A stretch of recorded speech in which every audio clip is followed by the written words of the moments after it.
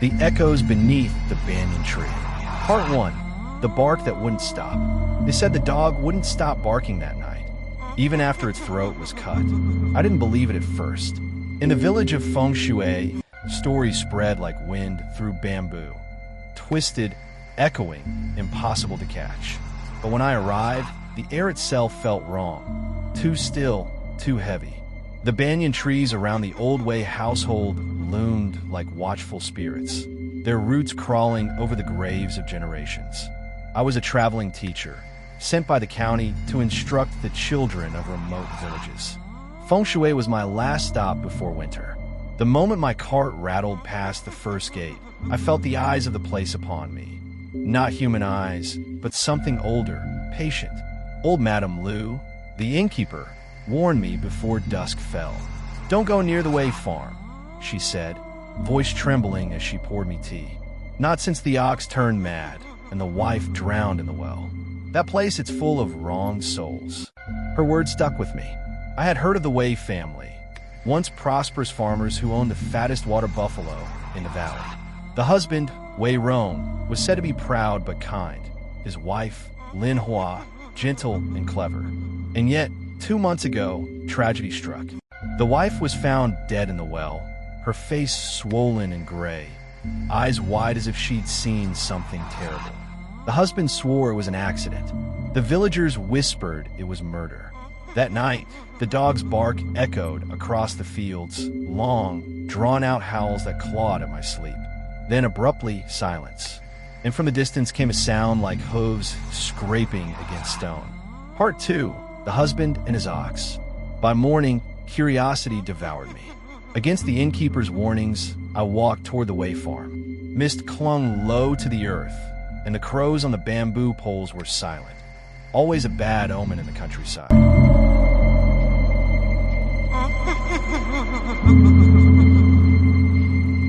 Wei Rong was there, chopping wood. His face was gaunt, his eyes hollowed as if he hadn't slept in weeks. His ox, a massive black creature with a white star on its forehead, stood tethered beside the barn, its breath steaming in the cold. The dog, a mangy brown mutt, lay motionless near the doorway. I realized, with a start, that its neck bore a dark, crusted wound. "You're the teacher," Wei Rong said hoarsely when he saw me. "Stay away from here. I only wanted to pay respects." I lied. He looked past me, toward the misty fields. "She's gone," he said after a long pause. "And now this house won't let me leave." He told me, in a flat, toneless voice, that his wife had been fetching water when she slipped into the well. But there were strange details he avoided. The ox that had gone berserk that same night, the dog's endless barking, the villagers' talk of Lin Hua's ghost. I looked around the courtyard. Everything was coated in fine red dust, not from the soil, but from crushed cinnabar. It was painted across door frames, scattered in corners, even sprinkled around the ox's hooves. "Protective charms. You've been sealing the house," I said quietly. "Against her." He didn't answer, but the ox lifted its head then and stared at me, eyes gleaming wet and human, as if it knew my question. When I turned to leave, I could have sworn I heard whispering from the well. Part 3. The Night of Whispers. I couldn't stay away. Something about that place pulled at me like a splinter under skin. The villagers refused to speak of it, crossing themselves with fingers and muttering prayers when I asked. So I returned alone after sundown. The fields shimmered under a thin moon. The ox was still there, swaying gently as if in trance. I crept closer and heard it breathing, ragged, uneven.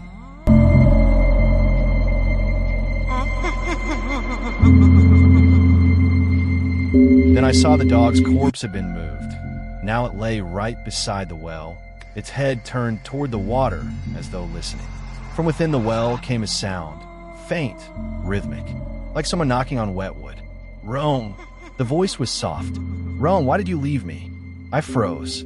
The voice rose again, louder, trembling with grief. I couldn't breathe, the water was so cold. My knees gave out.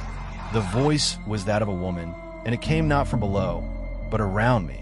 The shadows shifted. A shape emerged beside the well, pale, hair dripping, eyes black as ink. Her mouth twisted into a ghastly smile. "Teacher," she whispered. "He said I fell, but I remember his hands." The ox let out a guttural groan, stamping and snorting. Its eyes rolled white. Suddenly, it jerked free from the post and thundered toward the barn, smashing through the wooden gate. The air filled with the stench of wet earth and rot. And then I saw her turn toward the ox, her hand reaching, her face soft with sorrow. "He made you do it too, didn't he?" A scream tore through the night. Not mine, not hers, but the ox's. It fell to its knees, eyes bulging. Steam poured from its nostrils as the ground beneath it turned dark, slick, and red. I ran, all the way back to the inn, my ears filled with her sobbing voice. "He said he loved me." Part 4. The truth beneath the banyan. The next day, I went to the constable in the nearby town. But when I told him what I'd heard, he only sighed. "Another one seeing ghosts," he said. "Lin Hua's body was already burned. There's nothing to dig up. It's something gnawed at me." I couldn't shake the image of the ox's bleeding hooves or the cinnabar warts. So I went back, one final time, determined to uncover the truth. The farmhouse was empty. Wei Rong was gone. The ox's carcass lay bloated in the courtyard, its tongue hanging out like a strip of black leather.